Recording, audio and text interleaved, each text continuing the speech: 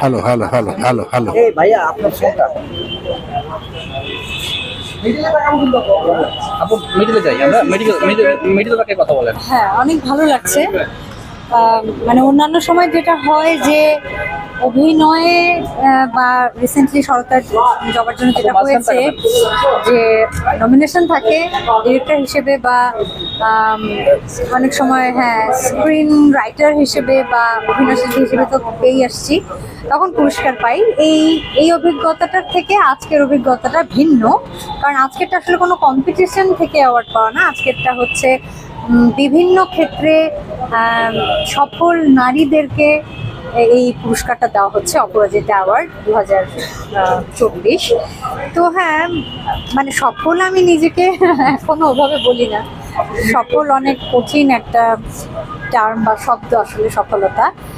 তারপরও স্বীকৃতি বলা যেতে পারে বা ভালোবাসা বলা যেতে পারে। হ্যাঁ, ভালো লাগছে।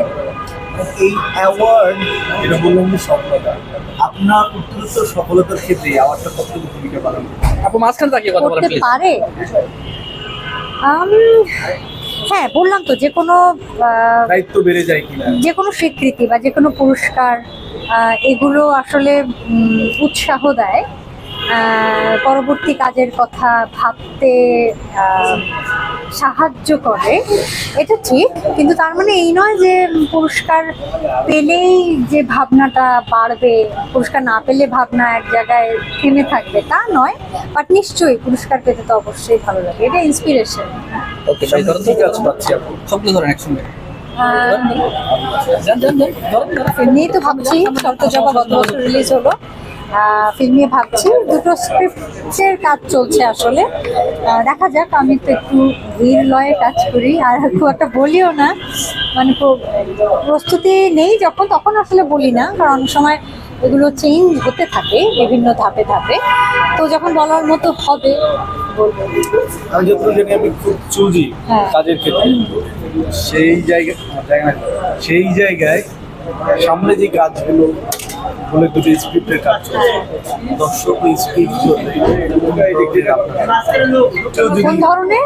আপনাকে দেখি সচরাচর যা দেখি তার না, বাহিরে আমি কাজ তো রিপিট করি না। আমি যদি আমার ফিল্মের কথাগুলো বলি, লালটি, গহীনের শব্দ, শঙ্খচিল, শরতের জবা, কোনো রিপিটেশন নেই, গল্পেও কোনো মিল নেই, আমার চরিত্রেও কোনো মিল নেই।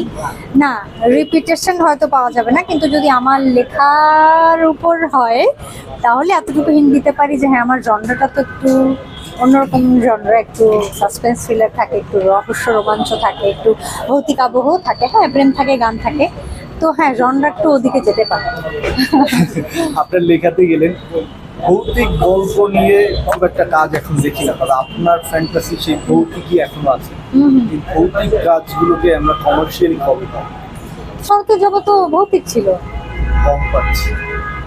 কম মানে কি, বছরে একটা করে সিনেমা তো আমার পক্ষে করা সম্ভব না, যেহেতু আমি নিজেই প্রযোজনা করেছি, অনেক কিছু চিন্তা করতে হয়। বললাম তো যে আমার কাজ থাকলে তার সেই গল্পের মধ্যে নিশ্চয়ই কোথাও না কোথাও এই আবহটা থাকবে। শুধু ভৌতিক হলে তো আসলে আমাদের দেশে হলে একটু মুশকিল হয়ে যায়, ওটিটিতে হয়তো হয়। বাট তারপর অনেকেই বলেছেন যে শরতের জবা তারা এনজয় করেছেন, শরতের জবা সিকুয়েল চায়, এবং হলে তারা দেখে খুব তাদের ভালো লেগেছে বড় স্ক্রিনে এই ধরনের ভৌতিক আবহ দেখে। তো হ্যাঁ, আমি তো ভাবছি। ওটিটি নিয়ে কোনো প্ল্যান আছে কি? হ্যাঁ, না আসলে এভাবে বলা ঠিক না, কিন্তু অফার আসে, সবসময় অফার আসে। কিন্তু ওই যে বললাম যে আমি তো, আপনিই বললেন যে আমি খুব ফুটফুটে পারফেকশনিস্ট বা বা আমার কিছু ক্রাইটেরিয়া আছে, এগুলো সব ফুলফিল না হলে আমি আসলে কাজ ওভাবে করতে চাই না। হ্যাঁ, সবাই বলতে পারে কেন এত দেখো, কাজ করেছি আমি তো 2002 থেকে কাজ করি, সো হিসাব করলে আমি অনেক দিন তো কাজ করেছি। এখন এই পর্যায়ে এসে আমার মনে হয় সবার কেরিয়ারেই একটু একটু ফুটফুটে হওয়াটা উচিত। আপু, আমার একটা প্রশ্ন একটু জিজ্ঞেস করতে পারি, হ্যাঁ। একটু অফ টপিক আর কি। হ্যাঁ। আপনি একজন সুপার মডেল বা মডেলিং এর মাধ্যমে হচ্ছে ক্যারিয়ার শুরু।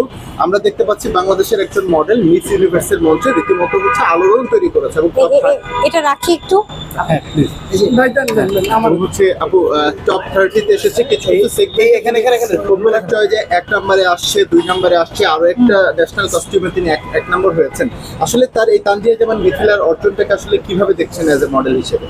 আমি আজকে সকালে আমার পেজে ফেসবুক পেজে ওকে ভোট করার জন্য সবাইকে রিকোয়েস্ট করেছি বা আমন্ত্রণ করেছি। খুবই পজিটিভ বিষয়টা। আমি যখন দেখছিলাম তখন নাম্বার 1-এ ছিল, কিন্তু এটা তো ভোটিং হয় সবসময় চেঞ্জ হতে থাকে। তো তারপরও বাংলাদেশকে আরও অনেক বেশি ভোট করতে হবে মিথিলার জন্য। এরকম কিছু যদি হয় তাহলে আমাদের জন্য তো একটা বিশাল বড় ব্যাপার হবে। আমি পজিটিভ আশা করছি, কিন্তু সেই জন্য সবার ভোট দিতে হবে okay. Thank you, thank you. Thanks for your time. হ্যাঁ, এবার কারা